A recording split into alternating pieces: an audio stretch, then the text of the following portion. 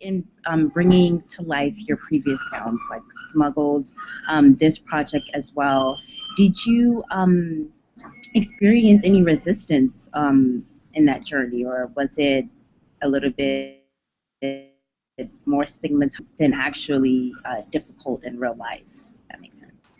I think always there's men are taken more seriously in the film business, and so it's often easier for them to get access and information and answers and respect. I think another layer that's interesting in my particular situation, running a company with your life partner and raising a family at the same time, I often feel like people are like, oh, that's great, your husband lets you produce.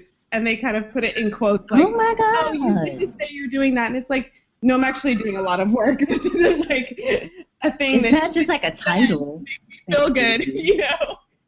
And he and I know that's not the case. Like, sometimes people view it in that way, you know, like, oh, that's nice, like patting you on the head, which I don't think they would do if I were the writer-director and he were producing. I don't think anybody would say, oh, that's nice, your wife lets you produce. I think people would be like, oh, obviously you're doing important work. So that's been interesting. It's also interesting to push against what it means to be a female filmmaker and be a parent. For instance, when we shot Smuggled, I was 7.5 months pregnant and had my 18-month old with me almost all the time because my other caregiver was directing the film. Like, who else was going to watch them? We don't have family.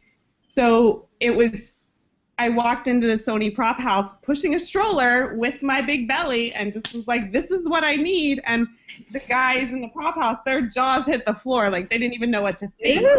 I think at first they thought I was lost, you know?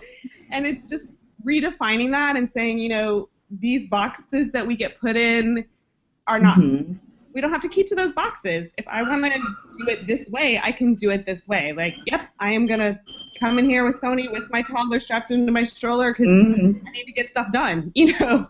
And, you know, my toddler was with us at lunch on the set all the time, and it just was part of our work, and everybody loved having him. And I think it was great for our lead actress, who was not a mother but needed to play a mother, to just be around kids, and the lead actor, his little sister, would come all the time. So really creating a family environment and making that comfortable. And I've met another via Twitter female filmmaker who I know had her 2-year-old with her on set recently and created a role for her child. And I think that's great to break through these rules and norms and this idea that you have to have it all as a woman in film.